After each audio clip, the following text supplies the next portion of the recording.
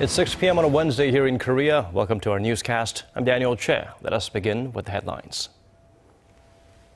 Under pressure to produce visible results in corporate restructuring and labor reform, as well as the economic recovery, Finance Minister Yoo says the government will foster new growth engines that can raise the competitiveness of the economy. The U.S. issued another stern warning to North Korea. A fifth nuclear test will be met with defense-related measures by Seoul, Washington, and Tokyo. With Donald Trump continuing his winning ways against his Republican rivals and Hillary Clinton clinching a decisive victory over Bernie Sanders in New York, it's looking highly likely that it will ultimately wind down to Trump versus Clinton in the U.S. presidential race. Friday marks the 45th anniversary of Korea's Saemaul Undong. Speaking to hundreds of Saemaul Undong leaders active across the country, President Park Geun-hye called for an upgrade of the movement's role both on the domestic and global fronts. Song Ji-sun starts us off with a look back and a look at the future of the movement that helped Korea emerge as one of the biggest economies. 한국의 성공적인 농촌 개발 전략인 새마을 운동을 농촌 개발 패러다임으로 발전시켜서 개도국의 농촌 개발을 적극 지원할 계획입니다. That was President Park Geun-hye's pledge at last year's UN Sustainable Development Summit to help developing countries through Korea's Saemaul Undong initiative, which was first implemented in the country in the 1970s. For a more effective implementation of the movement that helped and encouraged rural residents become more self-reliant, the UNDP and the OECD also carried out joint studies to cater the initiative to developing countries with customized programs. More than 70 countries have adopted the Saemaul Undong movement, which helped Korea become the world's 13th largest economy. And to celebrate nearly 5 decades of can-do spirit that helped Korea and dozens of developing countries take growth leaps, President Park Geun-hye sat down with hundreds of local Saemaul leaders, stressing their role in uniting the nation and to help root out poverty still existing across the globe. She stressed the old model must be revived in a new manner to help the country overcome current challenges and to further expand the movement overseas. President Park also called on regional leaders to help lead their innovation drives, as their initiatives on the creative economy, economic innovation, and structural reforms can only be realized with the nation's support. Song Ji-sun, Arirang News. Korea's Finance Minister Yoo says the government will push ahead with plans to overhaul the country's industrial makeup. While Korea has been focusing on structural reforms in labor, education, finance, and the public sector, the government is trying to foster new growth engines that can raise the competitiveness of the country's economy. Possible candidates for this would be those related to the Internet of Things, big data, and artificial intelligence. Minister Yoo adds, though, that not all industries will receive government support. With many carrying high risks of failure, Yoo says the government will select and concentrate only on a few. If North Korea forges ahead with another nuclear provocation, it could face a fresh set of sanctions, says a senior U.S. official. With the prospect of another nuke test, there's also rising speculation about the regime's timing and its intentions. Connie Kim tells us more. The United States has warned North Korea that it could be forced to respond with defense-related measures with South Korea and Japan if Pyongyang makes good on its threat to conduct a fifth nuclear test. U.S. Assistant Secretary of State for East Asian Pacific Affairs Daniel Russel said Tuesday Washington could also impose new sanctions banning North Korean workers overseas from sending money home. He said the new sanctions could either be unilateral or multilateral, involving Europe or Southeast Asian nations. Pyongyang conducted its fourth nuclear test in January and has been slapped with layers of unilateral and multilateral sanctions as punishment. Seoul's Unification Ministry said the North will face strong additional measures if it goes ahead with a fifth test, but did not elaborate. While South Korea says a fifth nuclear test appears imminent, a new report suggests Pyongyang had been planning for a consecutive fourth and fifth nuclear tests. Citing a report from a Swedish research institute, Washington-based Radio Free Asia also speculated on the North's motivations, saying Pyongyang wants to be acknowledged as a nuclear state, to suspend the annual Seoul-Washington military drills, and to replace the armistice agreement to a peace treaty officially ending the Korean War. North Korea's past 4 nuclear tests have been conducted within a span of 3 to 4 years, and another nuclear test this year would be unprecedented. Some North Korea experts say Pyongyang could use its 5th nuclear test as a bargaining chip for seeking dialogue with the U.S. when North Korean Foreign Minister Lee Soo-yong arrived in New York for the signing of the Paris Accord at the UN headquarters. Connie Kim, Arirang News. The man next in line to lead American troops stationed in Korea says the U.S. needs to continue providing a nuclear umbrella to South Korea. He also rejected claims made by the Republican frontrunner in the race for the White House, saying Donald Trump has got his math wrong on an important issue. Kim Hyun-bin shares with us General Vincent Brooks's remarks. The incoming commander of U.S. Forces Korea has stressed the importance of South Korea being covered by the U.S. nuclear umbrella. Speaking at his Senate confirmation hearing in Washington on Tuesday, General Vincent Brooks said his removal could make Seoul contemplate its own nuclear armament in the face of threats posed by North Korea.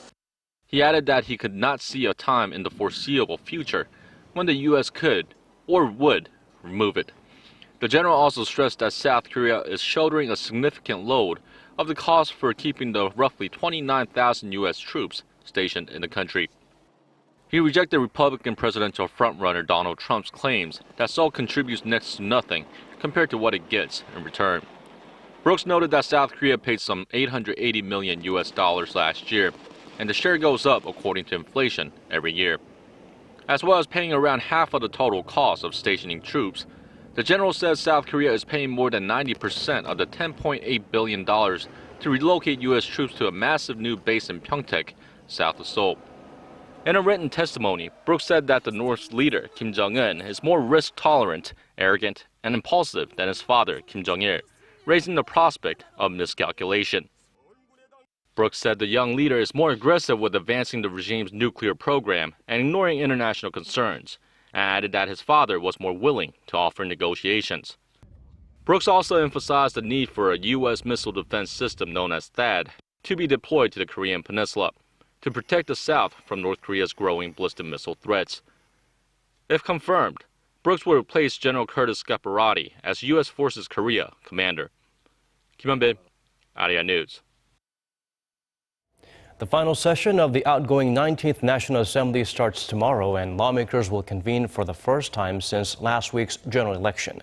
But as the election results flipped Korea's political landscape on its head, there are growing concerns the new dynamic will only exacerbate the party's inability to thrash out their differences and get some key bills passed. Ji Myung-gil has the latest from the nation's political realm. The ruling Saenuri Party hopes to make the best out of the 19th National Assembly's final session. We will do our best to pass economic revitalization bills and other livelihood bills that we failed to pass before the general election.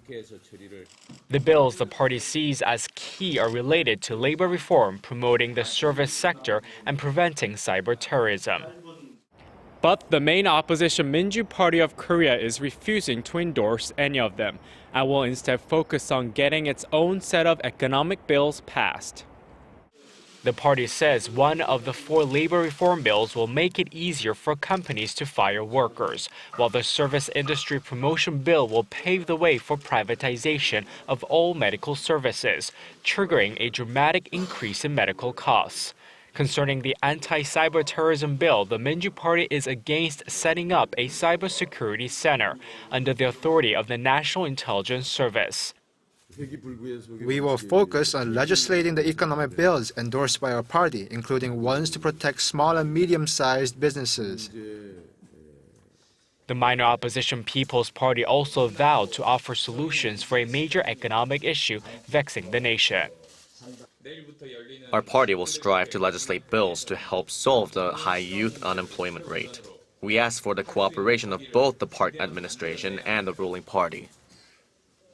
Co-leader Chun Jung-bae also emphasized livelihood issues, such as increasing pension payouts and raising the minimum wage, which he stressed is well below that of other OECD nations.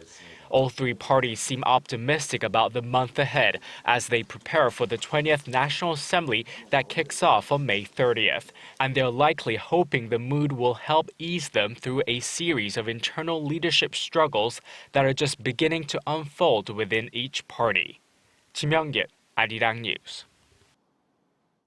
A Yume human rights official has spoken out about what he says is the Japanese government's intervention in press independence, and the public's right to know. He cited Japan's attempts to remove from textbooks content related to wartime sex slavery as an example of government censorship. Oh Se-young highlights Tokyo's reluctance to accept history.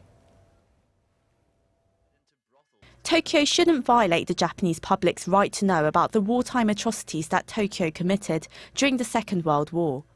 That's according to David Kaye, UN Special Rapporteur on Freedom of Expression, who is speaking about the Japanese government's omission of its role in wartime sex slavery, or the so-called comfort women issue, from its textbooks. According to the Sankei Shimbun newspaper, Kaye said at a press briefing on Tuesday that he felt the Japanese government had political motivations for removing the controversial content, and he said the government shouldn't be rewriting history. Kaye highlighted the case of former Asahi Shimbun reporter Uemura Takashi, who said he was harassed for his reporting on Japan's sexual enslavement of Korean women. During the briefing, Kaye voiced strong concerns about government censorship, including what he called serious threats to the independence of the press. He said that he'd noticed evidence of government exploitation during his meetings with officials and journalists, and that he'd been surprised by the widespread fear among the journalists who work under heavy pressure from local politicians to avoid sensitive issues. Kaye cited a weak system of legal protection, persistent government exploitation of a media lacking in professional solidarity. He also warned that laws made to protect coverage fairness and national security could work as censorship. Kaye will submit a full report with his observations to the UN Human Rights Council next year. Oh Se-young, Arirang News. Turning our sights to the U.S., frontrunners Donald Trump and Hillary Clinton scored big wins in the New York primary today, making it seem more and more likely it will boil down to these two titans in the presidential race. Hwang Ho-jun gives us the updates on the race for the White House. Although there weren't any major upsets today, winning the Empire State was more than significant for both Donald Trump and Hillary Clinton, because it moves them both that much closer to sewing up the nomination.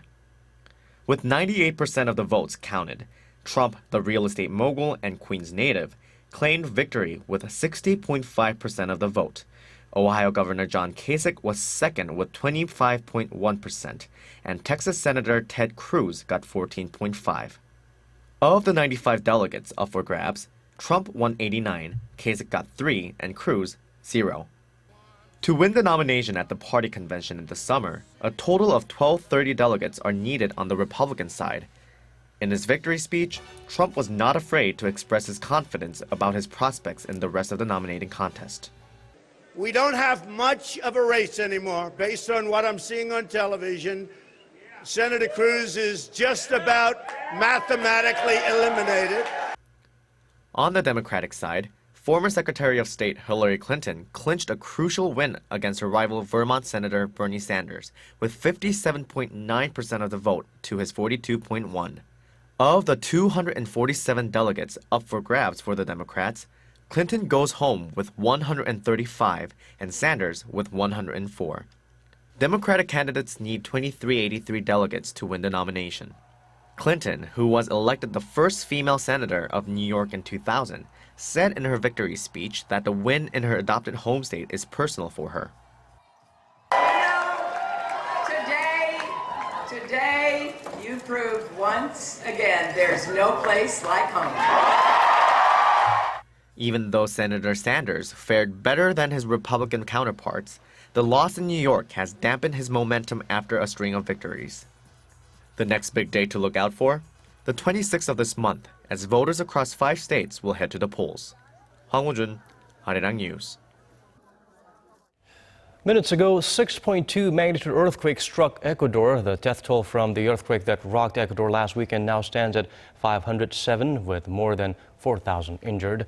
The United Nations World Food Program is sending enough food to feed 8,000 people in the worst hit areas for 15 days, and bottled drink water is expected to arrive on Wednesday. President Park Geun-hye on Wednesday sent a letter of condolence to her Ecuadorian counterpart, and adding that she hopes the country can recover soon. Meanwhile, in Japan, the death toll of last week's earthquake and subsequent aftershocks now stands at 47. And with properties and buildings destroyed. Hundreds of Kumamoto residents have been taking shelter inside their cars. Moving on to other stories, a group of Korean startups did some networking at an event in the UK where they had the chance to rub shoulders with investors and suss out their business prospects. Our Kim Jung-soo takes us to the Korea-UK Startup Forum.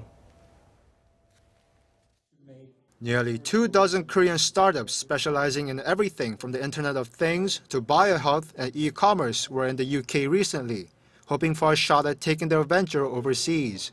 They were invited to the heart of the world's third largest tech cluster for the day-long Korea-UK Startup Forum on Tuesday at East London Tech City. The tech hub currently hosts over 1,000 startups and attracted over $2 billion in investments last year. The Korean startups seemed confident the event would give them a boost. I'm sure we can make the best of our opportunity in London. The more than 100 investors and government officials present also expressed interest in the Korean tech industry. If we can actually find good products and technologies that can be made better out of Korea and more innovative, we should be investing in them.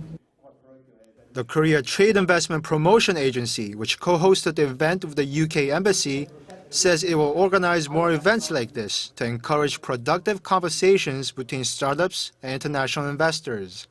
Kim Jung-soo, Arirang News. And that brings us to the end of our newscast. As always, thank you for watching.